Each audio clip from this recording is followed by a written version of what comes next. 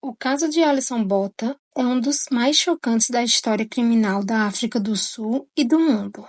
Em dezembro de 1994, Alison foi sequestrada, brutalmente violentada e deixada para morrer por dois homens.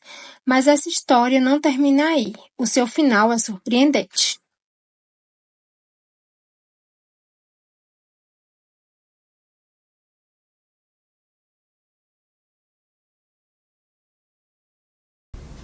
Oi, gente, tudo bem com vocês? Eu espero que sim. Antes da gente iniciar o caso de hoje, queria pedir a você que gosta desse tipo de conteúdo a se inscrever aqui no canal, a deixar o seu like e a deixar também sugestões de casos para os próximos vídeos.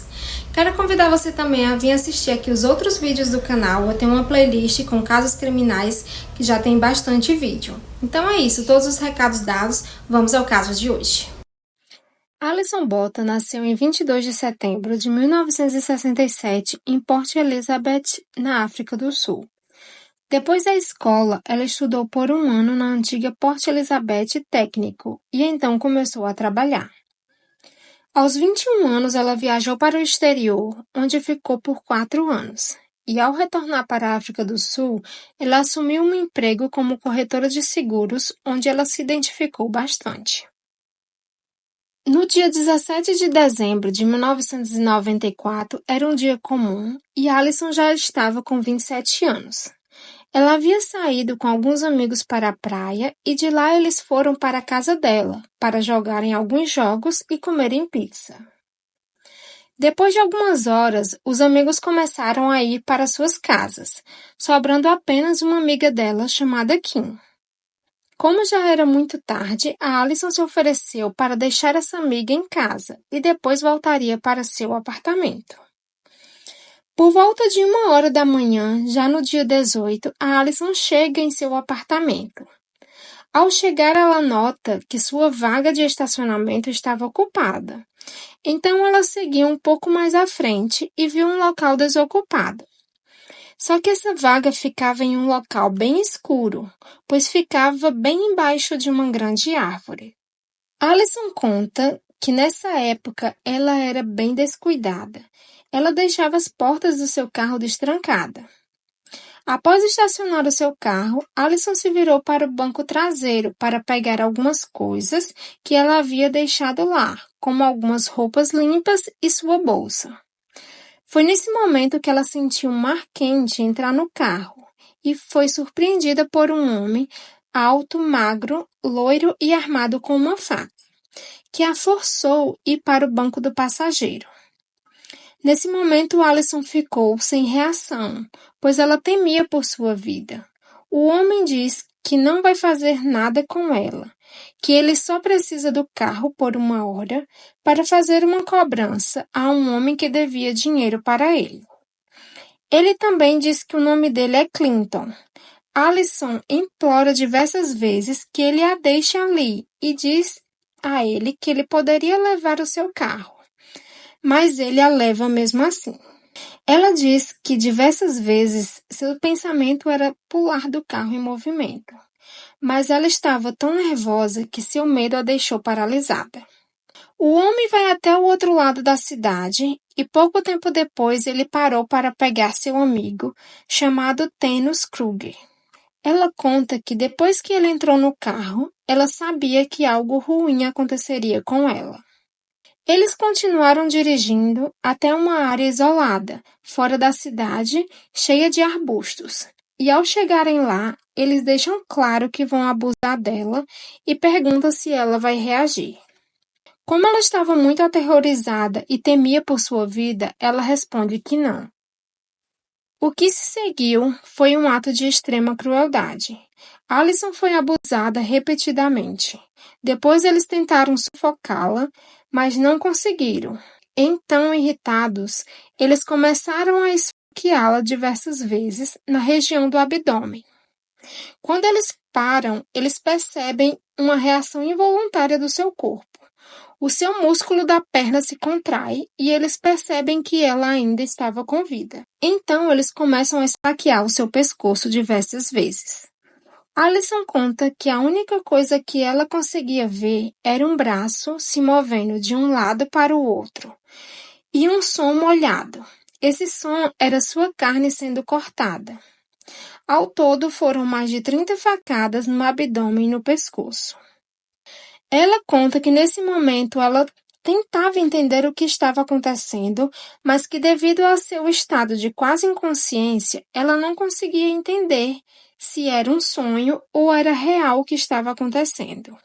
Ela disse que também conseguiu ouvir o momento em que um deles perguntou se ela ainda estava viva, e o outro responde que seria impossível alguém sobreviver àquilo. Ela conta que conseguiu ouvir passos se afastando, o que indicava que eles estavam indo embora. Seus agressores cortaram sua garganta de maneira tão profunda que sua cabeça quase se desprendeu do corpo. Convencidos de que ela estava sem vida, os criminosos a abandonaram no local.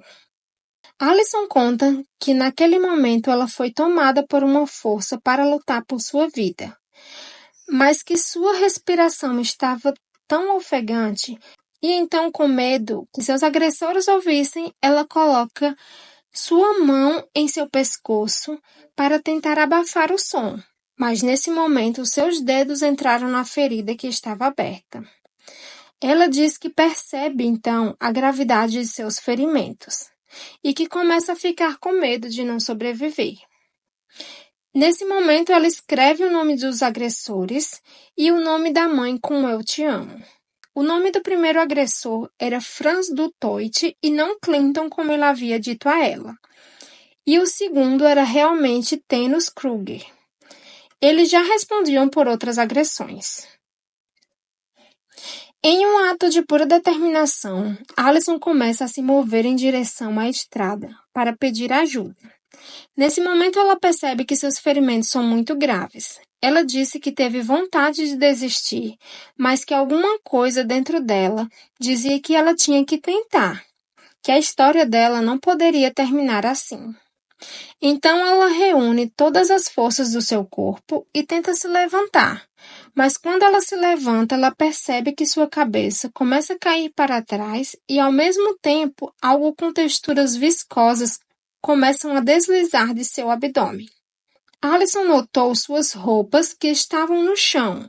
Ela então pega sua blusa e pressiona usando uma de suas mãos para segurar os tecidos expostos de seu abdômen, enquanto a outra segurava sua cabeça erguida para evitar que sua traqueia se fechasse devido aos cortes profundos. Ela consegue arrastar-se até uma estrada próxima. Durante esse percurso, ela cai diversas vezes, mas se levantava e seguia em frente, até chegar à beira da estrada, onde ela conta que, já sem forças, cai bem em cima da faixa da estrada, onde foi encontrada por um motorista.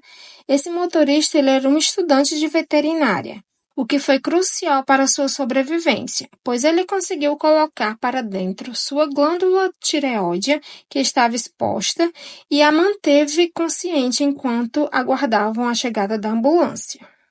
No hospital, os médicos ficaram incrédulos como ela ainda estava viva com tantos ferimentos graves. Alison estava em um estado crítico, mas conseguiu sobreviver à cirurgia que durou cerca de 3 horas. Durante seu tempo de recuperação, surpreendeu médicos e investigadores ao fornecer detalhes preciosos sobre seus agressores, o que levou à rápida captura de Franz du Toit e Tenus Kruger. Os 2 criminosos foram levados a julgamento e, diante das provas irrefutáveis e do testemunho impactante de Alison, eles foram condenados à prisão perpétua em 1995. Durante o julgamento, eles disseram que eram satanistas e que ofereceram o corpo da Alison em uma oferenda. Mas essas declarações não foram comprovadas e seus crimes foram julgados pela crueldade de seus atos. Durante o julgamento, eles não demonstraram nenhum tipo de arrependimento. Esse caso ele gerou grande repercussão na África do Sul e reacendeu debates sobre segurança pública e leis de proteção às vítimas de violência. A brutalidade do ataque sofrido por Alison causou grandes traumas em sua vida, além das marcas deixadas em seu corpo. Ela passou por momentos de depressão profunda, onde ela conta que não tinha vontade de fazer nada. Então ela começou a fazer terapia e percebeu que quanto mais ela falava sobre o ocorrido, ela começa a se sentir melhor, encontrando forças para enfrentar esse trauma de forma pública. Alison transformou sua experiência em um alerta e um ensinamento para outras vítimas, mostrando que a recuperação, embora difícil, é possível. Seu testemunho foi essencial para conscientizar a sociedade sobre os perigos da violência contra a mulher e a necessidade de apoio psicológico e jurídicos adequado às vítimas. Ela levantou questões importantes sobre os traumas vividos por vítimas de violência sexual e extrema violência física. O impacto psicológico desse tipo de crime é devastador, e muitas vítimas lutam por anos contra transtornos de estresse pós-traumáticos, depressão e ansiedade severa.